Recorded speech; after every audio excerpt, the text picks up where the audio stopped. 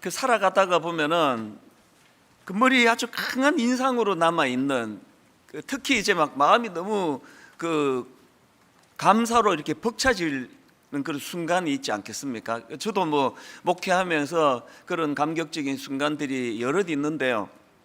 아마 오늘 그 본문에 기록된 이 사건이 그 예수님에게 있어서 바로 그런 사건이지 않을까, 그렇게 생각을 해봅니다. 예수님 머리에 강하게 남을 사건이 그 3절에 나오는데요. 마리아는 지극히 비싼 향유 곧 순전한 나드 한 근을 가져다가 예수의 발에 붓고 자기 머리털로 그의 발을 닦으니 향유 냄새가 집에 가득하더라. 지금 예수님을 위한 잔치가 베풀어지고 있는데 돌발적인 사건이 벌어진 겁니다. 그 자리에 함께 동석했던 마리아가 그 당시에는 뭐 너무나 비싸고 또 귀한 그 향수입니다. 이 향유를 아낌없이 예수님을 위하여 붓는 그런 헌신을 보여주는 겁니다. 이게 어마어마한 사건인 게요, 함께 동석했던 예수님의 제자 가룟 유다가 그거를 꾸짖으면서 하는 말이 5절입니다. 세 번역으로 이 향유를 300데나리온에 팔아서 가난한 사람들에게 주지 않고 왜 이렇게 낭비하는가. 이 말이 맞는 게요, 한 데나리온이 그 당시 노동자들 하루 품삯입니다. 그러니까 이게 상상을 초월하는 그 큰 금액을 어떻게 그렇게 들이부어 버리느냐. 이거 뭐 누가 들어도, 제가 그 자리에 있었어도 가룟 유다처럼 생각했을 것 같아요. 평소에는 얄밉지만 오늘은 바른 말 하네, 뭐 그랬을 것 같아요. 이 뭐 상식적으로 당연한 거 아닙니까? 제가 오늘 추수감사 행사절이라고 해서 어떤 성도님 그 1년치 월급을 여기서 뭘 들이붓는 일을 했다 그러면 쫓겨날걸요? 맛이 갔다고. 지금 가룟 유다가 너무나 정확하고 올바른 지적을 했는데 놀라운 거는 예수님께서 그 가룟 유다를 꾸짖으시는 거예요. 마리아를 내버려 둬라. 7절에 왜 이런 말씀을 하시는가 하니까 예수께서 이르시되 그를 가만두어 나의 장례할 날을 위하여 그것을 간직하게 하라. 이게 겉보기에는 낭비 같지만 네가 모르는 게 있다. 네가 알지 못하는 여기 깊은 영적인 의미가 여기 담겨 있다. 저는 이게 신앙생활이라고 생각합니다. 이 세상적인 잣대를 가지고 막 교회에 들이대는 사람들을 보면은 너무 정확해요. 너무 옳은 거예요. 그게 맞습니다. 그게 그러나 항상 예수께서 가룟 유다가 바른 답을 하기 위했다라면 이래야 됩니다. 예수님, 내 생각에는 이해가 잘 안 되는데 예수님 이 여자 행동을 어떻게 보십니까? 그래야 되는 거 아닙니까? 확신을 가지고 꾸짖는 사람이 너무 많은 게 그게 교회라는 거예요. 이게 오늘 교회를 힘들게 하는 거거든요. 예수님이 여기에 얼마나 큰 의미를 부여하시는지 마가복음 14장 9절에서는 이런 말씀을 하십니다. 이제 같은 사건을 다룬 내용이거든요. 내가 진실로 너희에게 이르노니 온 천하에 어디서든지 복음이 전파되는 곳에는 이 여자가 행한 일도 말하여 그를 기억하리라 하시니라. 이걸 모르는 게 가룟 유다고, 이걸 모르는 게 저나 비판하기 좋아하는 사람들의 대부분의 자기의 얕음을 모르기 때문에 자기 생각으로 항상 남을 재단하는 이게, 저는 그래서 이 본문을 보면서요, 참 이 예배자가 어떤 모습을 보여야 되는가. 예수님께서 지금 이 마리아의 행동에 대하여 의미 부여하시는 것을 보면서 세상 깨닫는 게 뭐냐, 예배는 내 만족을 위해서 드리는 게 아닙니다. 내 마음에 설교가 마음에 들면 오늘 예배가 좋은 예배고, 내 마음에 안 들면 예배가 이게 뭐 시시한 예배고, 그건 전혀 예배를 모르시는 분이에요. 가룟 유다가 얼마나 지금 흡족하냐, 이게 중요한 게 아니거든요. 지금 이 예배, 이 잔치는 본문에서 말입니다. 이 잔치는 기록이 돼 있잖아요. 예수님을 위한 잔치예요. 그러면 예수님이 기쁘셔야 되죠. 예수님이 흡족하셔야 되는데 지금 가룟 유다는 자기 기준으로, 자기에게 흡족한 것을 지금 기준으로 삼는데, 너무나 많은 오늘 이 땅의 예배가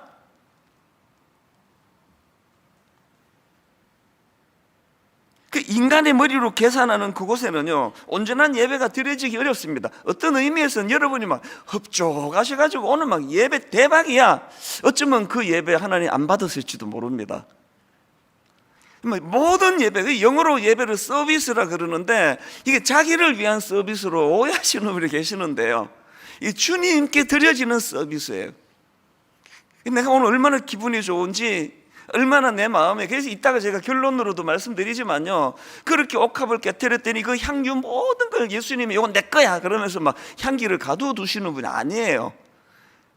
그래서 오늘 설교 제목 자체가 너무 멋지잖아요. 향유 냄새가 집에 가득하더라. 그냥 성경 그대로 따왔습니다. 예수님이 흡족히 받으시는 그 예배의 열매를 우리에게도 나누어 주셔서, 그래서 우리도 기쁜 거지, 내가 기쁜 게 예배가 아니에요. 내가 기쁜 게. 여러분, 예배는요, 인간이 누리고 인간이 즐기고 인간이 기뻐하고 인간이 행복하고 그가 아니라는 걸 저는 오늘 이 본문에서 기억을 하는데요, 이런 점에서 저는 오늘 본문이 너무나 많은 여러 가지 중요한 의미를 담고 있다고 생각을 하는데요, 그 중에 저는 이 예배와 관련해서 중요한 포인트 하나를 발견합니다. 오늘 본문에서는 지금 이 잔치가 어디서 벌어졌는지를 지금 명시하고 있지 않은데요, 같은 내용을 다루는 마가복음 14장에 보면은 구체적인 장소가 나옵니다. 마가복음 14장 3절. 예수께서 베다니 나병 환자 시몬의 집에서 식사하실 때에, 지금 잔치가 벌어진 데가 나병 환자 시몬의 집이에요. 성전이 아닙니다. 그러니까 오늘 본문은 어떤 예배하기 어떤 특별한 장소, 뭐 거룩한 곳, 이게 아니고요, 그냥 어느 가정집이에요. 그리고 참여한 사람들은 막 대단한 종교 지도자들이 아니고요, 그냥 뭐 옆집 아저씨, 백이동 옆집에 있는 그 아저씨, 또 그 아줌마, 이 평범한 집입니다. 제가 왜 여기에 관심을 두는가 하면은요, 오늘 본문 바로 몇 구절 앞에, 바로 한 장 앞에 보면은 너무나 대조적인 상황이 나옵니다. 자, 요한복음 11장 56절을 보십시오. 그들이 예수를 찾으며 성전에 서서, 이건 그냥 나병 환자 시몬의 집이 아니고요, 성전입니다. 성전에 서서 서로 말하되 너희 생각에는 어떠하냐, 그가 명절에 오지 아니하겠느냐 하니, 이는 대제사장들과 바리새인들이 누구든지 예수 있는 곳을 알거든 신고하여 잡게 하라 명령하였음이라. 어떤 상황인지 아시겠죠? 장소가 성전이에요. 거룩한 성전이에요. 그리고 거기 등장하는 인물은 놀랍게도 그 당시 대표적인 종교 지도자 대제사장들이에요. 근데 그 거룩한 곳에서, 그 거룩한 위치에 있는 그 사람은 예수를 잡을 거를 의논하고 있고요, 너무나 평이한 한, 우리로 치면은 뭐 집사직분을 받았을까요? 뭐 권사님이실까요? 그냥 나병 환자 시몬의 집이에요. 그런데 그곳에서는 예수님 평생의 머릿속에 각인될 가슴 벅찬 감격이 벌어지고 있더라는 겁니다. 여러분, 예배는 장소가 아닙니다. 코로나19가 우리를 결단코 어떻게 할 수 없는 거는, 우리를 집에 다 묶어 놓으면 그 집이 예배처가 되는 거예요.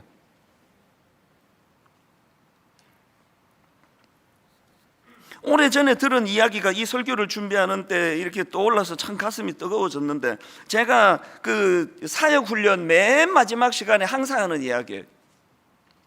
어느 훈련을 받으시는 여성도님인데요, 집이 13평이니까 저도 13평 집에 살아봐서 딱 13평 아파트에 살아봤기 때문에 그게 어떤 상황인지 알아요. 조그마한 방 2개 뽑고 나면은 부엌 나오면은 아무것도 없는 데가 13평인데 가족이 좀 많은가 봐요. 너무 말씀을 묵상하고 싶은데 할 곳이 없는 거예요. 그래서 이분은 시간을 정해 화장실로 가는 겁니다. 화장실에 들어가서 그 오랜 시간을 변기 뚜껑 위에 앉으시는지 어쩐지 모르겠지만, 그 또 뭐 13평 아파트면 화장실도 그렇게 막 60평 70평 아파트처럼 크지 않습니다. 그 탁하고 습하고 냄새나는 공기 안 통하는 화장실에서 정기적으로 하나님께 기도하고 묵상하는 그 공간으로 쓰고 있다는, 이거를 저는 사역훈련 마지막 시간에 항상 이 이야기를 드리거든요. 여러분, 다시 말씀드립니다. 예배는 장소가 아닙니다. 저희가 왜 이 학교 계속 빌렸습니까? 저는 우리 송림 본당 드림센터 너무 좋아요. 본당이 다 해서 1000석밖에 안 되기 때문에 40분 전서부터 예배를 사모하며 줄 서서 기다리는 사람들을 볼 수 있는 곳, 그게 정성 아닙니까?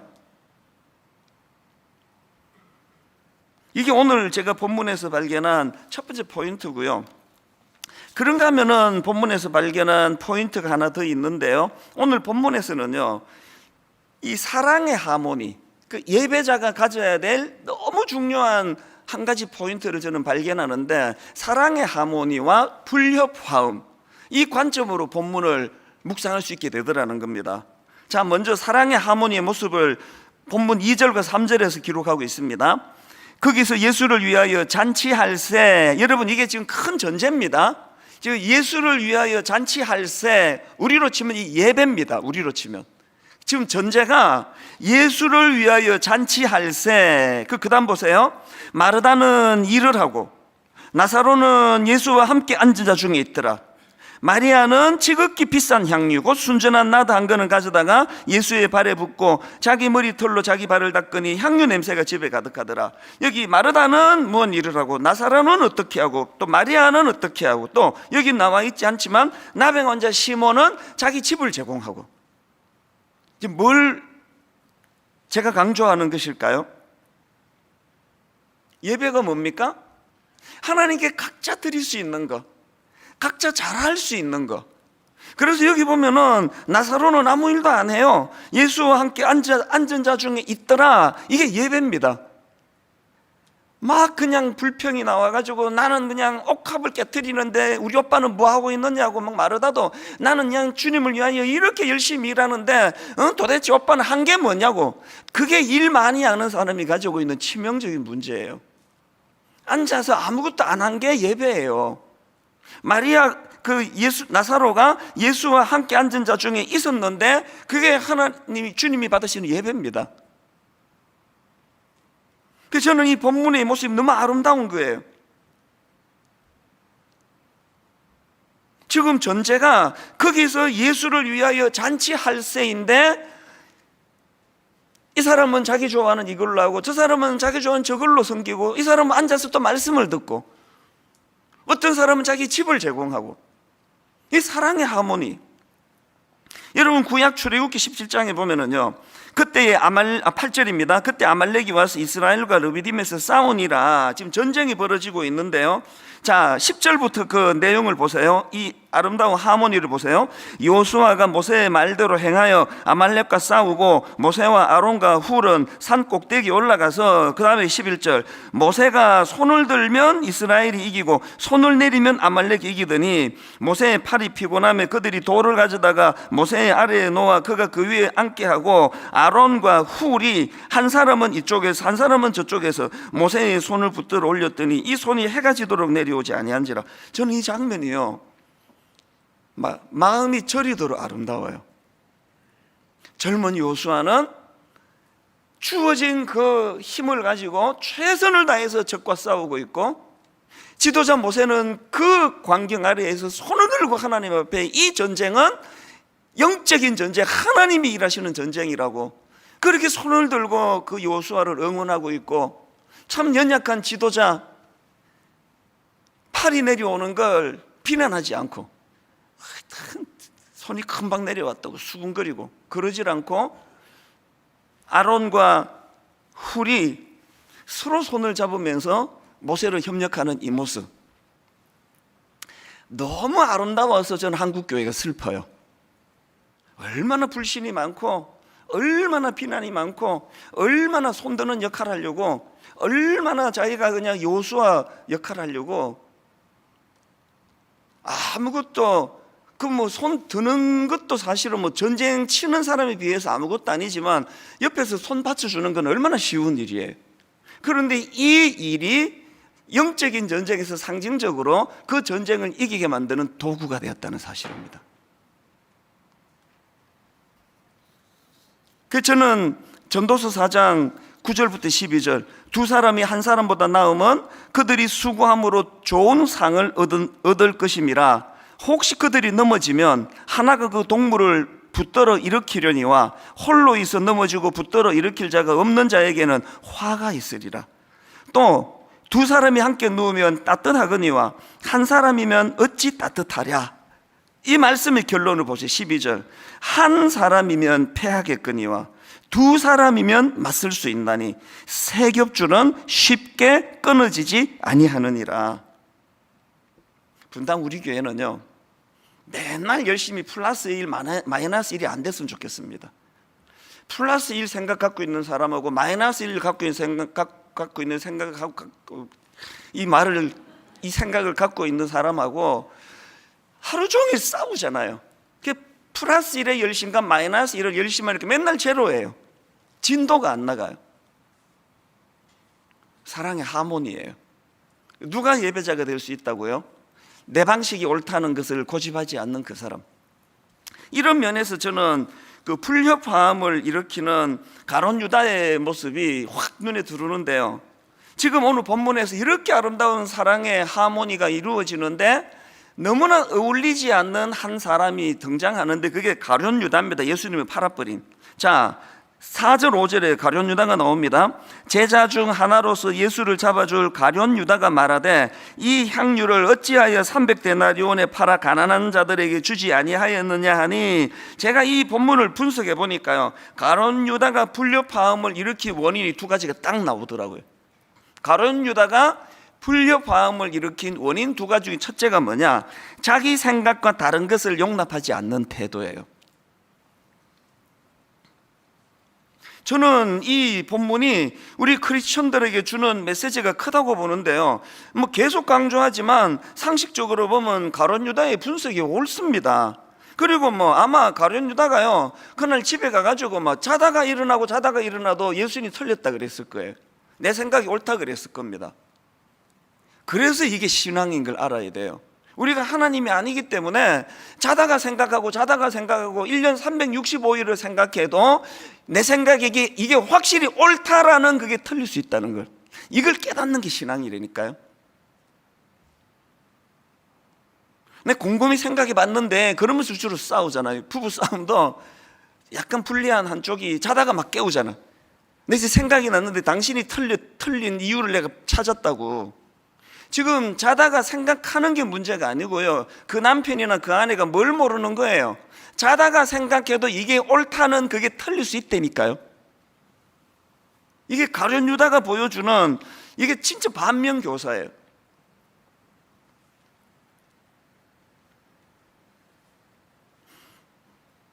이 설교를 준비하다가 제가 어느 기사를 봤는데요, 이 50년 뒤에 개봉될 이 타임캡슐, 이제 무슨 행사가 있었나 봅니다. 이 타임캡슐 안에 이제 50년 뒤에 이거를 개봉하는 그 행사에 이어령 전 문화부 장관, 이분이 이제 다음 세대 젊은이들에게 편지를 써서 타임캡슐에 넣었는데 그 내용이 이렇습니다. 날개는 날기 위해서만 있는 것이 아니다. 둥지 속에서 알을 품고 있는 날개는 날개가 아니라 품개이다. 그 다음 들어보세요. 날개보다 더 소중한 날개 품개라는 말을 50년 뒤 이 세상을 살아갈 젊은이들에게 남기려 한다. 우리말 사전에 없는 이 새로운 말 품개가 너희들을 행복하게 할 것이다. 그리고 결론, 나와 다른 것과 싸우지 말고 품어라. 날개가요, 내가 막 비상하는 용으로만 쓰는 게 아니고요, 너무나 나약한 알, 날지도 못하는 정도가 아니라 아직 세상에 나오지도 못한 연약한 알을 품는 역할로도 쓴다는 거예요. 이게 품개입니다. 교회는요,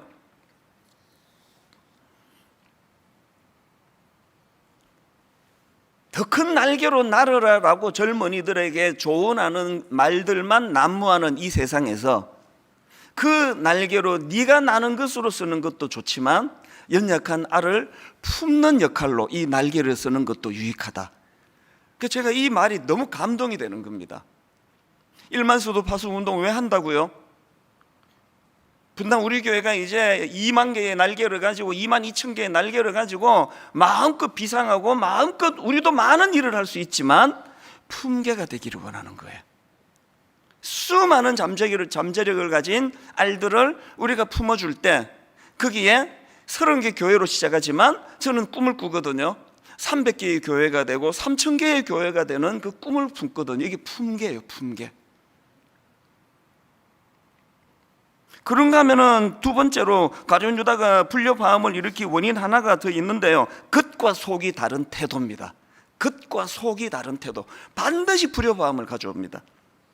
지금 가룟 유다는 겉으로 모든 사람들이 동의할 수밖에 없는 거룩한 명분을 가지고 있는데 성경은 정확하게 그 내면을 분석하는 거 아닙니까? 6절 이렇게 말하면 가난한 자들을 생각하면 아니요. 오늘 교회가 슬픈 건요, 커튼이 너무 많다는 거예요. 저는 철학이 하나 있습니다. 교역자 회의를 하든 당회를 하든, 그래서 또 이게 또 약점도 있어요. 좀 당황하게 만드는 일은 좀 합니다. 제가 항상 저는 직설화법을 씁니다. 안 둘립니다. 못 알아들으니까. 집에 가서 얘기 안 합니다. 제 아내가 시험에 드니까. 본인 있을 때 본인에게 1, 2 이렇게 이야기합니다. 왜 그럴까요? 사단은 우리의 이 애매한 말 속에 또 겉과 속이 다른 태도, 그걸 우리는 체면이라 그러는데요, 아닙니다. 그거 체면 아니고 사단의 밥이에요, 그거. 그래서 1, 집사님 이러시면 안 됩니다. 이게 옳은 것 같은데요. 2, 3. 오늘 가룟 유다와 같이 저 사람 말을, 이 교회가 유난히 더 그래요. 저 사람 말을 막 분석을 해야 알아듣는 말이 너무 많아요. 저게 무슨 뜻이지 지금? 저게? 또 저 행동이 지금 뭘로 의미하지? 1만 성도 파송 운동하면서 그동안 내가 슬픈 게 뭔지 아세요? 30개 교회를 지금 분립을 준비하면서 15교회를 외부에서 이제 청빙하는 과정에서 이틀 전에도 들었습니다. 쇼 한다는 거예요. 교회가 다 내정해 놓고. 젊은 목회자들이 이런 생각을 하게 만든 이 현실이 저는 참 슬프고요. 교회 안에 이 커튼을 다 걷어야 된다고 생각합니다. 커튼을 다 걷어서 교회가 1이라고 하면 1이구나, 2라고 하면 2구나, 그렇게 믿을 수 있는 공동체를 만드는 그곳에서 예배가 살아나는 줄로 믿습니다.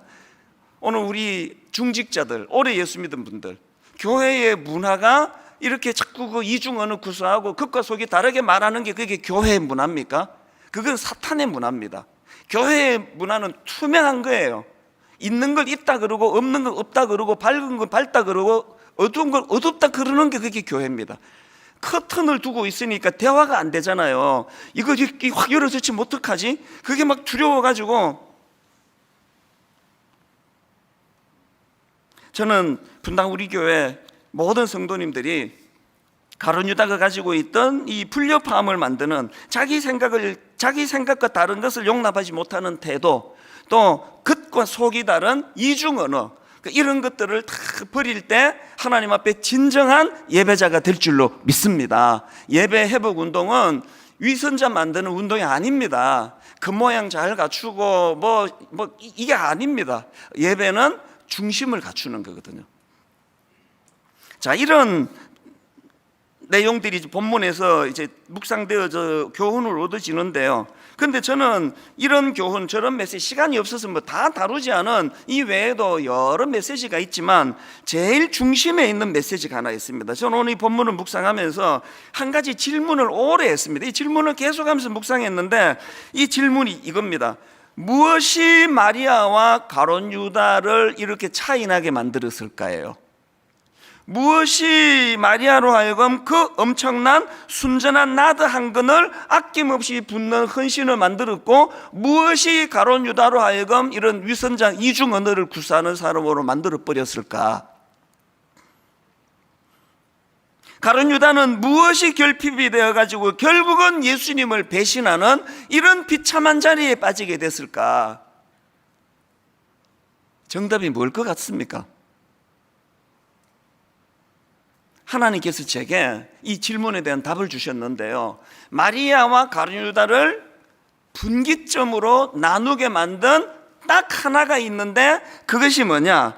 주신 은혜에 대한 감사와 감격의 유무, 은혜에 대한 감사가 마리아를 순전한 나들을 붙도록 만들었고, 은혜에 대한 감사가 없던 가룟 유다를 괴물로 만들어 버렸다는 사실입니다. 증거를 제가 대보겠습니다.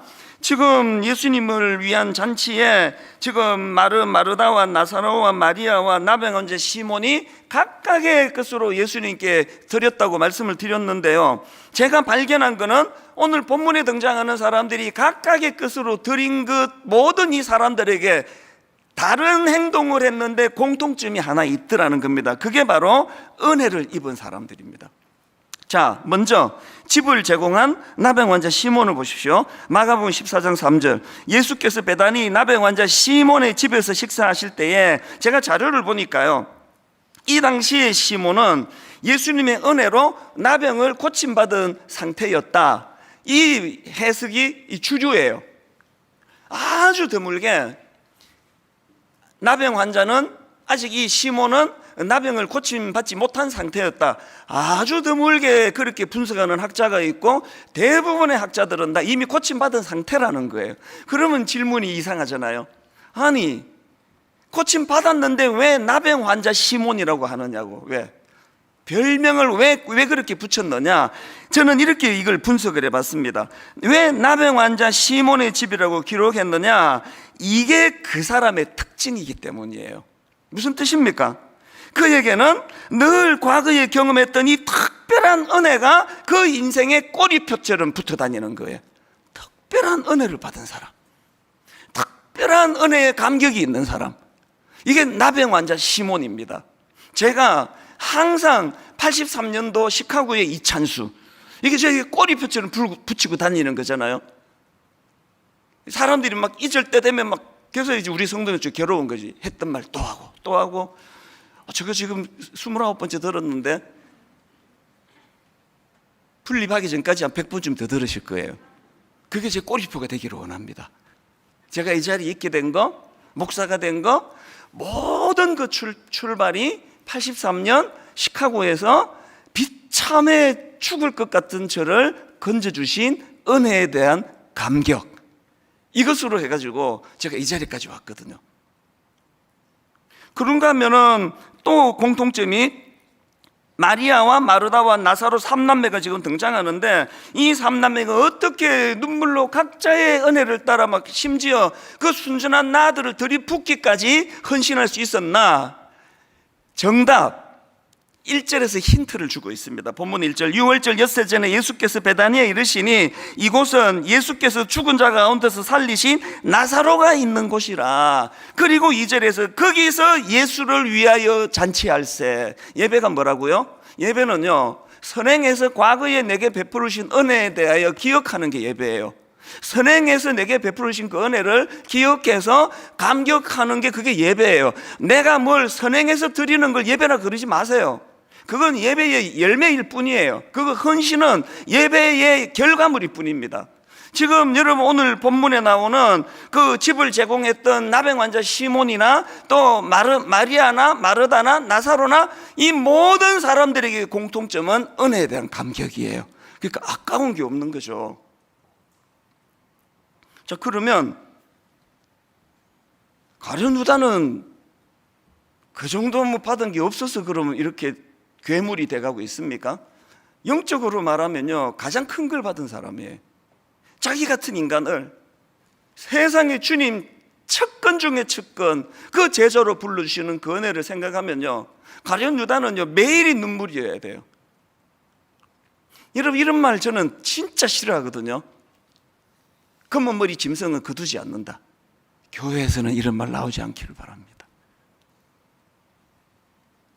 불행하게도 어떤 면에서는 이중 언어를 많이 구사하는 게 교회이기 때문에 더 엄중하게 진짜 검은 머리 거두면 안 되는 거구나를 절감나게 만드는 게 교회라는 게 그 슬플 뿐이에요. 그냥 슬플 뿐입니다. 추수감사의 의미가 뭔지 아십니까? 아, 내가 나병 환자 시몬이었지. 이미 다 고침받은 옛날 그 창피한 일인데 이 나병 환자 꼬리 떼라고, 내가 이제 더 이상 나병 환자 아니라고. 오늘 우리가 이렇게 하고 지금 막 흥분하면서 하는 거 아닙니까? 저희는 매 추수감사절마다 이제 과일, 이번에도 이렇게 너무나 이 장식하느라고 고생을 많이 했습니다. 그래서 이렇게 장식을 뭐 거의 한 100분의 1 정도만 갖고 이렇게 상징적으로 강단을 하나님께 드린다는 의미로 이렇게 장식을 했지만, 사실은 이거는 강단 장신용이 아니라 참 위로가 필요한 성도님들에 대한 하나님의 사랑을 전하는 성물이에요. 이게 도구란 말이에요. 제가 늘 이제 복지재단을 통해서 이웃사랑부를 통해서 좀 경제적으로 어려운 분들에게 이거를 돕는데, 올해는 우리 교회 안에 참 아픔을 겪은 분들에게 주님의 위로의 도구로 쓰겠다고 그랬더니요, 바로 지난주에 게시판에 글 하나가 올라왔습니다. 제가 마음이 먹먹했습니다. 2012년 가을, 시험관 시술로 임신했던 아내가 유산을 하고 너무나 힘든 시기를 보내면서 받았던 주님의 큰 위로가 아직도 기억이 생생합니다. 그때 교회에서 사과 한 박스를 받았습니다. 그해 어려움을 겪는 성도 가정에 사과를 보내주셨던 걸로 기억합니다. 생각지도 못했던 귀한 깜짝 선물에 너무나 기뻐했던 아내 모습이 떠올라 설교 시간에 목사님께서 이번에 추수감사절 과일로 어려움을 겪는 가정에 보내주신다는 말씀을 듣고 집에 오자마자 과일 몇 상자를 주문했습니다. 그때 저희가 받았던 위로를 지금 어려움을 겪고 있는 가정이 동일하게 받기를 기도하는 마음으로, 그 이후로 너무나 귀한 쌍둥이 아들이 태어났고 올해 초등학교에 입학했습니다. 시간이 지나고 그때의 어려움은 모두 감사로 변해 있습니다. 결론이 이렇습니다. 올해 특히나 어려움을 겪는 성도님들께 주님의 큰 위로가 함께 하시기를 기도합니다. 지금도 마음이 먹먹해요. 이게 교회거든요.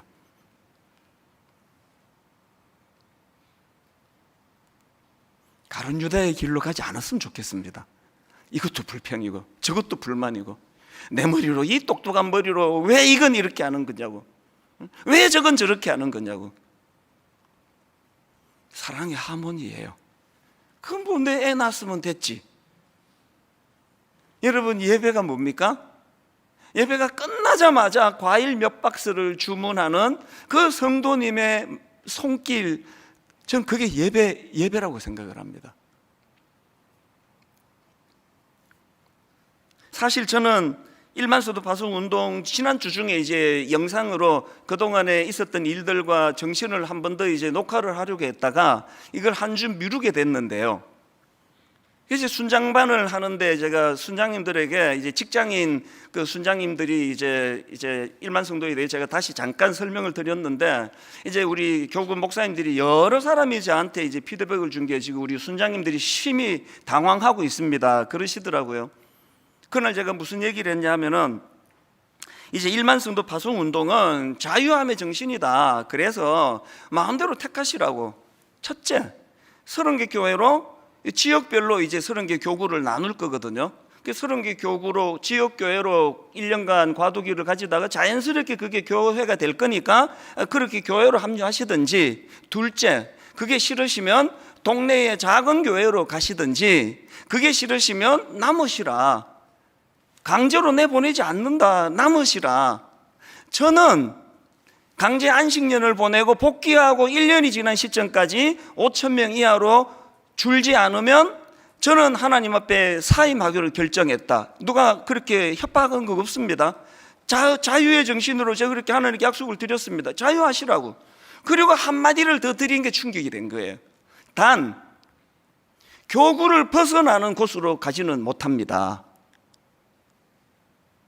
또 충격이 막 이제 그런 거였어? 그런 거여야죠. 아니, 지금 분당 우리 교회가 이 교회로 너무 쏠리는 것 때문에 지금 헛자는 건데, 30교회 중에 나 저 목사가 좋아 그래가지고 그 교회로 한 15,000명 모여버리고 나머지는 500명씩 모인다면 이게 무슨 의미가 있겠냐고요.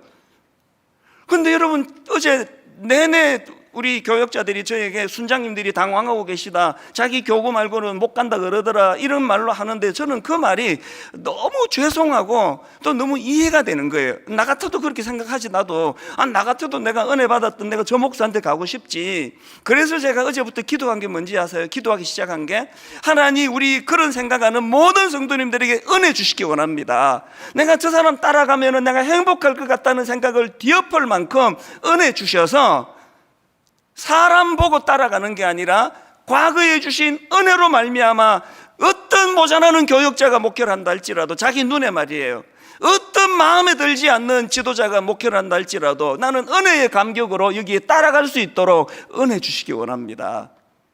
진짜 그렇게 되기를 바랍니다. 우리 좋자고 분립하는 거 아닙니다.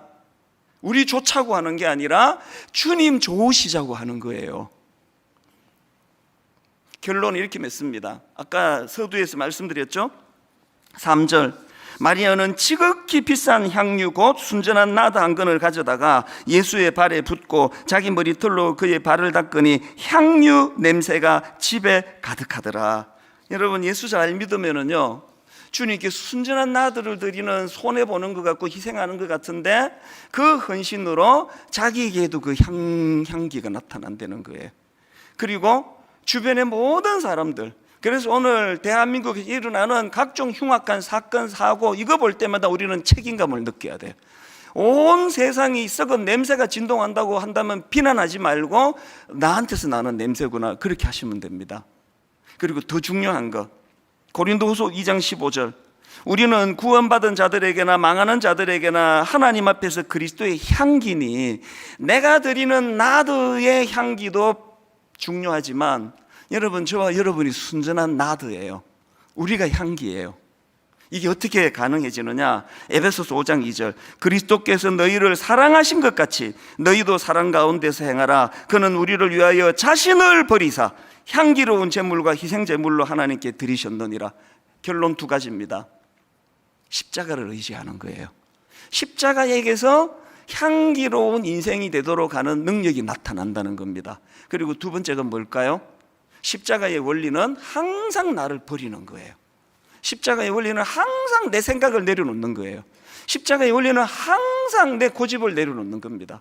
그리고 아까 그 읽어드렸던 편지의 주인공 그 남성도님처럼 내가 받은 은혜를 과일 몇 박스를 주문하면서 누군가에게 흘려보내려고 애쓰는 그 마음의 태도, 그게 향기로 나타나게 될 줄로 믿습니다. 같이 기도하시겠습니다. 하나님 아버지, 코로나19 속에서 드리는 추수감사주일이라서 참 더 마음이 먹먹하고 또 다 같이 함께 모여 예배를 드리지 못하기 때문에 참 마음에 어려움이 있었는데, 주님께서는 대제사장, 대단한 사람들이 성전에서 모여 드리는 그것이 예배가 아니라 은혜를 아는 나병 환자 시몬의 집에서 드리는 그 잔치가 예배라고 가르쳐 주셔서, 하나님, 오늘 교회에 나오지 못하고 예배를 드리는 모든 성도님들의 그 가정 그 현장이 나병 환자 시몬의 집이 되게 하여 주시옵소서.